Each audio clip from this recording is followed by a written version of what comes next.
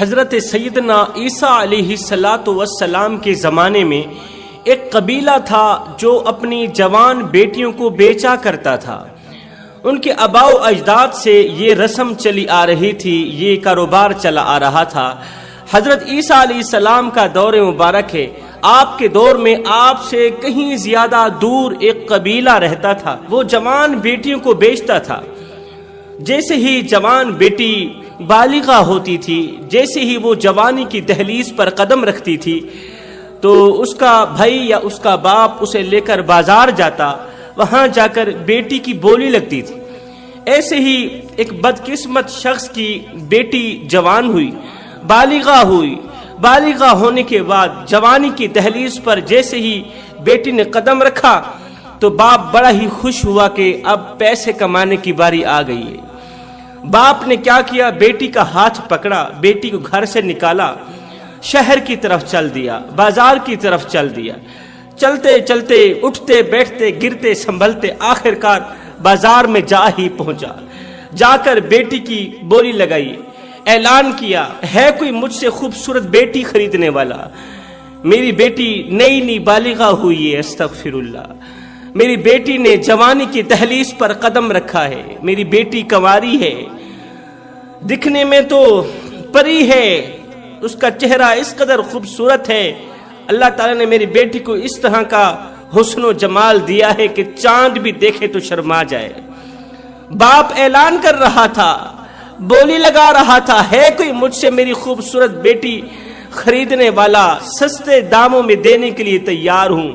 میری بیٹی اس قدر حسین و جمیل ہے، اس کا چہرہ اس قدر چمکتا ہے کہ 14ویں رات کا چاند بھی دیکھے تو شرما جائے۔ جو بھی اسے دیکھتا ہے بس دیکھتا ہی رہ جاتا ہے، جو بھی اسے دیکھتا ہے تعریف کیے بغیر نہیں رہتا۔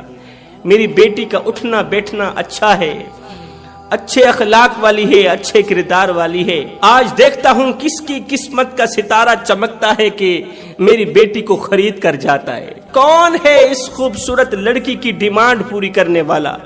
کون ہے اس کی قیمت پوری کرنے والا؟ کون ہے اسے خریدنے والا؟ اس طرح کی بولیاں لگا رہا تھا، باپ اس طرح کے اعلان کر رہا تھا، اور جوان بیٹی قریب کھڑی ہے، جوان بیٹی پاس کھڑی ہے۔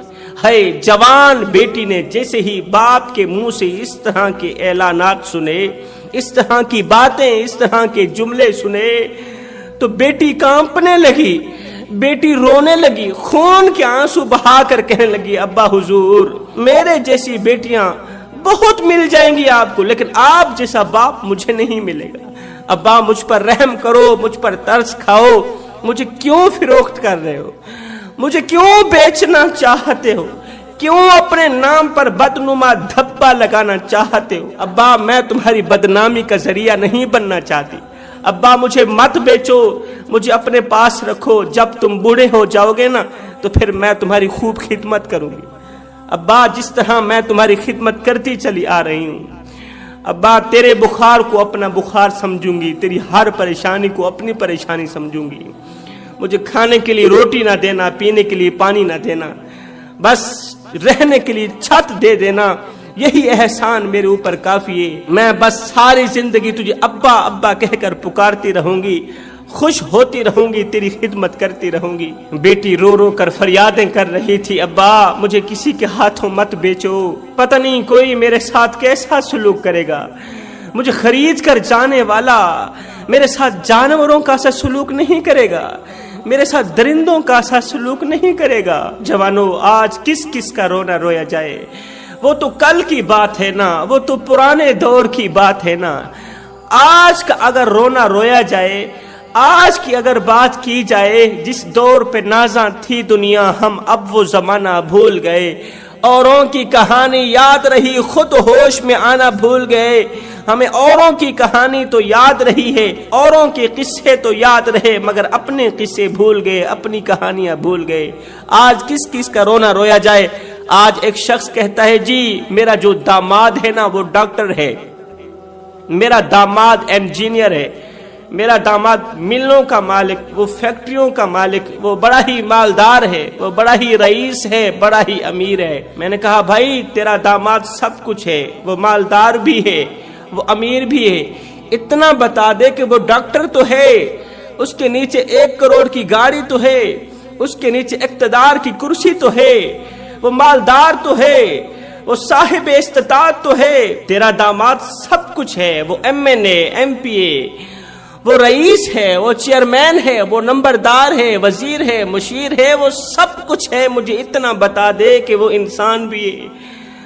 جس آدمی کے ہاتھوں اپنی بیٹی کا ہاتھ دے رہا ہے، جس پیاری کا ہاتھ جس پیارے کے ہاتھ میں دے رہا ہے، مجھے اتنا بتا دے کہ وہ انسان بھی ہے یا نہیں ہے۔ اگر وہ انسان ہے تو سب کچھ ہے، اگر انسان نہیں ہے تو پھر ڈاکٹر ہونے کے باوجود بھی وہ جانور ہے، اگر اس کے اندر انسانیت نہیں ہے تو پھر کچھ بھی نہیں ہے۔ حضرت علی فرماتے ہیں انسان تو اس وقت مر گیا تھا جس دن اس کے اندر کی انسانیت مری تھی۔ اقبال نے کیا خوب لکھا تھا، ایسا نہیں کہ نفس کا شیطان مر گیا، شیطان تو ہے زندہ، انسان مر گیا، سجدوں پہ سر جھکانے کی فرصت نہیں رہی، مومن کی روح میں بسا مسلمان مر گیا۔ مسجد تو پکی بن گئی اور شاندار بھی، کچی ہیں رب سے چاہتے، ایمان مر گیا، حیرت ہے تیری قسمت پہ اے اقبال، پیدا ہوا تھا خوشنما ویران مر گیا۔ ہم اپنے آپ کو بھول چکے ہیں۔ جوانو ہوش کے ناخن لو، اپنی آنکھیں کھولو، ہم کون ہیں، کیا ہیں، ہماری حیثیت کیا ہے، ہماری اوقات کیا ہے، ہم کون ہیں، کس کے امتی ہیں، ہمارا رہبر کون ہے، ہمارا رہنما کون ہے، ہمارا نبی کون ہے۔ ہاتھ جوڑ کے عرض کر رہا ہوں، خود پر غور کرو، خود پر توجہ دو، ہم کون ہیں، کیا ہیں، باخدا یاد نہیں۔ جس قوم کو اپنے آپ کا پتہ بھی نہیں ہے، اس قوم کے پلے رہتا ہی کیا ہے۔ اللہ اکبر، بیٹی کے لیے اعلان کر رہا تھا، ہے کوئی مجھ سے بالغہ بیٹی خریدنے والا؟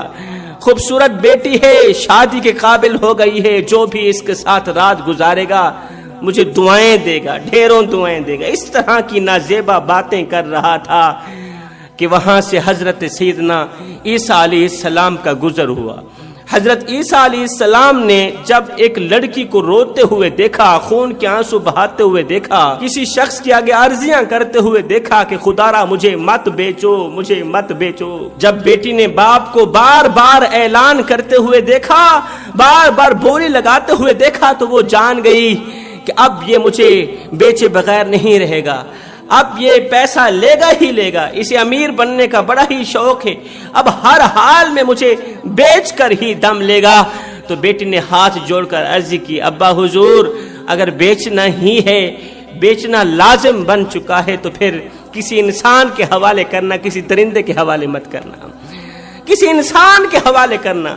کہیں ایسا نہ ہو کہ کوئی ظالم شخص تیری بیٹی کو بار بار اس طرح کے جملے بولے، او بکواس بند کر، منہ بند کر، اگر زیادہ بات کی تو، اگر زیادہ بک بک کی تو طلاق کی پرچی ہاتھ میں پکڑا کر تجھے گھر سے باہر نکال دوں گا۔ آج تو کسی طلاق شدہ عورت کی طلاق کی وجہ معلوم کی جائے تو وجہ یہی سامنے آتی ہے، جی عورت زبان دراز تھی، اس کی زبان بڑی لمبی تھی، عورت زبان دراز تھی، عورت یہ تھی، عورت وہ تھی۔ مجھے بتاؤ آج تک کسی نے یہ کہا ہے کہ عورت باشعور تھی اس لیے جاہل آدمی سے رہنا گوارا نہیں کرتی تھی؟ کسی نے یہ کہا ہے کہ مار پیٹ کو وہ اپنا فریضہ نہیں سمجھتی تھی؟ کبھی کسی نے یہ کہا ہے کہ شوہر کی بدتمیزی اور جاہلانہ رویے کی وجہ سے عورت گھر چھوڑ کر چلی گئی؟ کبھی کسی نے یہ نہیں کہا نا۔ اس لیے کہ آج کے انسان کی نظر دوسروں کے عیبوں پر تو جاتی ہے، دوسروں کی خامیوں پر تو جاتی ہے، اپنی گریبان پر نہیں جاتی، اپنی خامیوں پر نظر نہیں دوڑاتا آج کا انسان۔ خیر، حضرت سیدنا عیسیٰ علیہ السلام کا قریب سے گزر ہوا۔ حضرت عیسیٰ علیہ السلام نے جیسے ہی ایک لڑکی کو ایک شخص کے آگے ہاتھ جوڑ کر عرضیاں کرتے ہوئے دیکھا اور شخص کو اعلان کرتے ہوئے دیکھا، ہے کوئی مجھ سے میری بیٹی خریدنے والا؟ خوبصورت بیٹی ہے، حسین و جمیل ہے، اتنی خوبصورت ہے کہ چاند بھی دیکھے تو شرما جائے، میں سستے داموں میں بیچنا چاہتا ہوں۔ تو حضرت سیدنا عیسیٰ علیہ السلام نے اس لڑکی سے پوچھا، یہ اعلان کرنے والا کون ہے، تیری بولی لگانے والا کون ہے؟ اس نے رو کر کہا، یہ میرا باپ ہے۔ عیسیٰ علیہ السلام اللہ کے نبی نے اس کے باپ سے پوچھا، باپ نے پہچانا نہیں تھا کہ یہ شخصیت کون ہے؟ باپ نے کہا، یہ میری بیٹی ہے اور میں اسے بیچنا چاہتا ہوں۔ اور ہمارے آباء و اجداد کا یہ کاروبار چلا آ رہا ہے، آباء و اجداد سے ہی یہ کاروبار چلا آ رہا ہے۔ رسم ہے، ہماری رواج ہے کہ جب ہماری بیٹی جوان ہو جاتی ہے تو ہم کسی بھی صورت میں کسی بھی حال میں بیٹی کو گھر میں نہیں رکھتے، بیٹی کو بیچ ڈالتے ہیں۔ 12-14 سال تک بیٹی کو اچھی طرح پالتے ہیں، خوب دیکھ بھال کرتے ہیں، جس طرح ایک جانور کو پالا جاتا ہے، قربانی کے جانور کو پالا جاتا ہے، اچھی طرح دیکھ بھال کی جاتی ہے، فکر کی جاتی ہے، وقت پر کھلایا جاتا ہے، وقت پر پلایا جاتا ہے، اور جب وہ قربانی کے قابل ہو جاتا ہے پھر بازار میں جا کر اسے فروخت کرتے ہیں، پیسہ کماتے ہیں۔ ہم بھی اسی طرح کرتے ہیں کہ جب ہماری بیٹی ہمارے گھر میں داخل ہوتی ہے، جیسے ہی ماں کی شکم سے ماں کی گود میں آتی ہے تو ہم اس کی خوب دیکھ بھال کرتے ہیں، پالتے ہیں، ہم اس کی خوب دیکھ بھال کرتے ہیں، پالتے ہیں، اس کے دکھوں کو اپنے دکھ سمجھتے ہیں، اس کے دردوں کو اپنے درد سمجھتے ہیں، اپنی رگوں سے خون نکال کر بیٹی کی رگوں میں ڈالتے ہیں، اپنے منہ سے نوالے نکال کر بیٹی کے منہ میں ڈالتے ہیں۔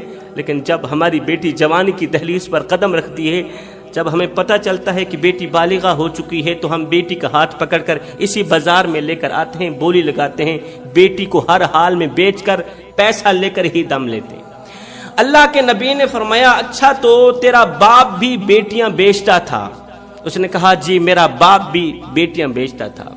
اچھا تو پھر تیرا دادا بھی بیچتا ہوگا؟ جی میرا دادا بھی بیچتا تھا۔ اچھا تو پھر تیرا پردادا بھی بیچتا ہوگا؟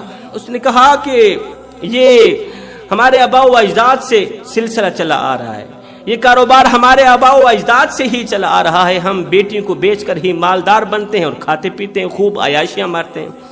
اللہ کے نبی حضرت عیسیٰ علیہ السلام نے فرمایا، بندہ خدا مجھ پر ایک چھوٹا سا احسان کر دے، وہ یہ ہے کہ تو بیٹی کی جو بھی قیمت مانگے گا میں دینے کے لیے تیار ہو جاؤں گا، لیکن پہلے جس قبرستان کی قبر کے اندر بیٹیوں کو بیچنے والا تیرا باپ دفن ہے نا، مجھے اس قبرستان میں لے کر چلو، باپ کی قبر پر لے کر چلو، سب سے پہلے میں تیرے باپ کی قبر پر جاؤں گا، میں تجھے کچھ دکھانا چاہتا ہوں، میں تجھے تیرے باپ کو دکھانا چاہتا ہوں، سب سے پہلے میں تجھے تیرے باپ کی زیارت کرانا چاہتا ہوں، اس کے بعد میں تیری بیٹی کا خریدار بنوں گا، تو جتنے پیسے مانگے گا میں تجھے دوں گا، پہلے تو مجھے اپنے باپ کی قبر پر لے کر جا۔